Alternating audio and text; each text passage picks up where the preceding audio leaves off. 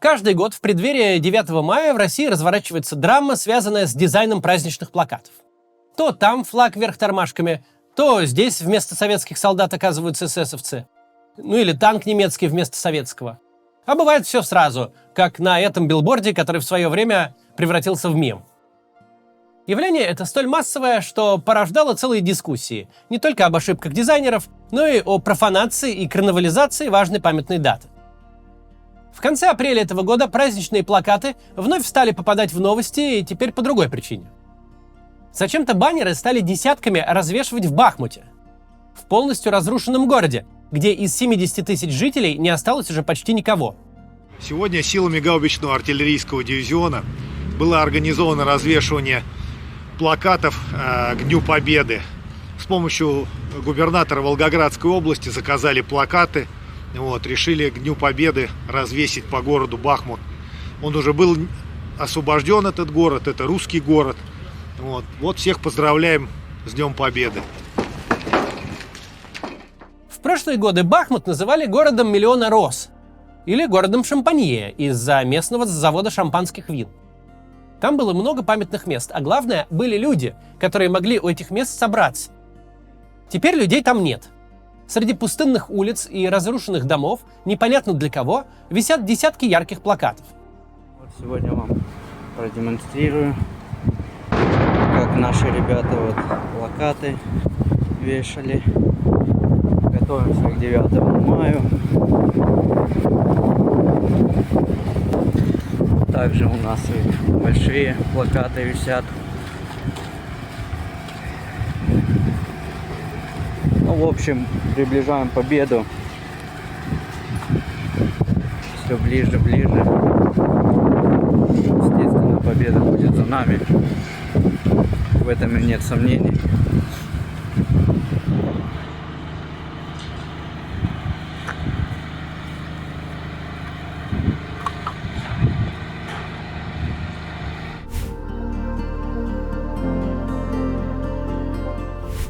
Людям, как индивидуумам, так и целым обществам необходимы символы.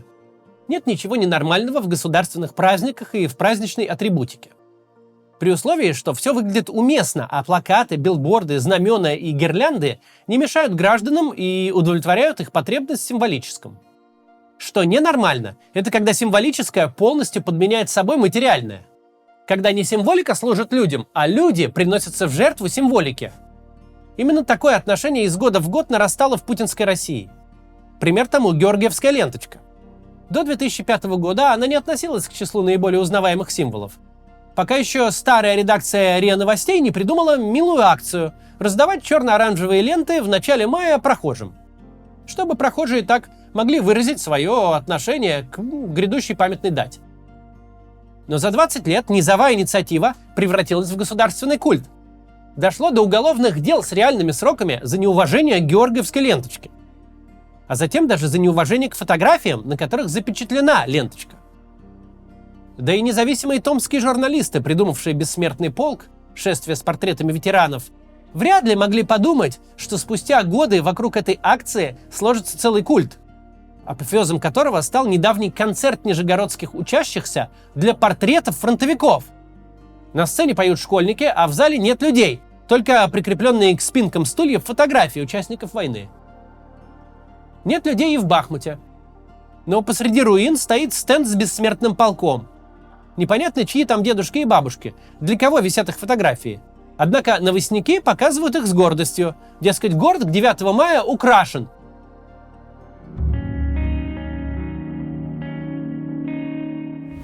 В 2017 году депутат Государственной Думы от «Единой России» Анна Кувычка вместе с волгоградскими кадетами записала на Мамаевом кургане клип на песню «Дядя Вова, мы с тобой». Дети держали в руках портреты ветеранов и пели о том, что земной шар устал от американской гегемонии. Что ребята готовы пойти в последний бой, если их позовет главный командир Владимир Путин. И что главные друзья у них – армия и флот. Кого теперь можно было бы удивить такой песней? Сейчас дети поют, да и для детей поются песенки куда похлеще. Вон, школьники и кадеты из Магадана точно не дадут соврать. Брат, повестку не жди и врагам отомсти за разрушенный СССР наш. главный бой впереди, веру лишь обрети, разрушая их дьявольский шабаш.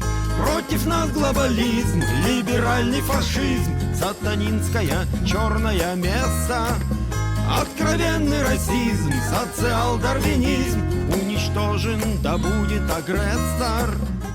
Вернемся к песне «Дядя Вова, мы с тобой». Я тут с удивлением посмотрел репортаж на телеканале «Россия-24» из 2017 года. Там депутатка-единоросски Кувычка в течение 5,5 минут устраивали настоящий разнос. Сейчас будет вставка из сюжета почти на минуту. Обратите внимание и на бегущую строку снизу. А на земле все был бы мир. Но если главный командир позовет последний бой, дядя Вова, мы с тобой. Ну что, получается, детей учат помирать так с музыкой? Да и вообще, при чем тут бой и дети? В студии Зинаида Курбатова. Зинаида, добрый вечер. Здравствуйте. Что это было? Я думаю, это была творческая неудача депутата Кувычка. Анна Кувычка ничего сама не придумывала. Песня была написана Вячеславом Антоновым. Им же снят клип. Антонов поет с малолетним сыном, одетым в камуфляж. Ребенок держит в руках портрет, видимо, прадедушки в форме красноармейца. Впрочем, это личное дело Антонова, какие клипы снимать. Он лицо частное.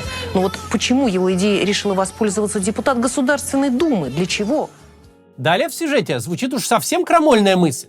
И ведь это не какие-нибудь 90-е или нулевые. 2017 год. А наши верные друзья — это флот и армия. Мне кажется, у детей 10 лет верными друзьями должны быть книжки и игрушки, даже если это суворовцы, и военный лицей не оправдывает настолько жестко милитаристскую тему. Сейчас на телеканалах и радиостанциях, входящих в медиахолдинг ВГТРК, продвигается идея, сформулированная Соловьевым. Человеческая жизнь, мол, сильно переоценена. Идут какие-то странные обсуждения про необходимость самопожертвования и даже самоубийства на поле боя. Насколько же с этим контрастирует сюжет из 2017 года на том же ВГТРК? По смыслу не только ляпы про гегемона, это была бы просто пошлятина. Если не уже упомянутый призыв умереть, если потребуется. Интересно, сама Анна Кувычка готова ли бросить своих 3 детей в жерло войны? Вот вы хотели бы, чтобы ваши дети вы отдали бы их в жерло, если пришлось? Вы знаете, я отвечу на этот вопрос. Я выросла на земле Сталинградской, на священной Сталинградской земле, и нас учили, что мы никогда ни на кого не нападаем. Мы за дело мира и никогда не наступаем первыми. В том же сюжете про песню вдруг зашла речь о том, что нельзя так явно и нарочито восхвалять президента. Что не надо российским детям петь «Дядя Вова, мы с тобой».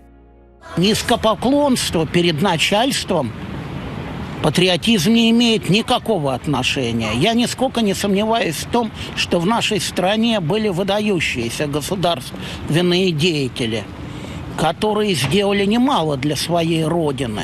Но именно эти деятели меньше всего нуждались в низкопоклонстве. В 2017 году государство, конечно, не было травоядным. Но выглядит таким в сравнении с днем сегодняшним. Какие-то предохранители еще срабатывали. Присутствовало какое-то чувство такта и меры. Официоз даже мог дать внятный сигнал, мол, переборщили. В общем, если просто посадить дерево, привести в порядок могилу неизвестного солдата, навестить ветерана, патриотизма будет больше. Зинаида Курбатова о том, что значит переборщить. Людям свойственна потребность в символических образах и действиях. И речь не только о развешивании плакатов и пении духоподъемных песен. Символическим пронизана вся наша жизнь. Мы пожимаем друг другу руки, желаем здоровья при встрече, одеваемся не только по погоде, но и исходя из уместности одежды в конкретной ситуации.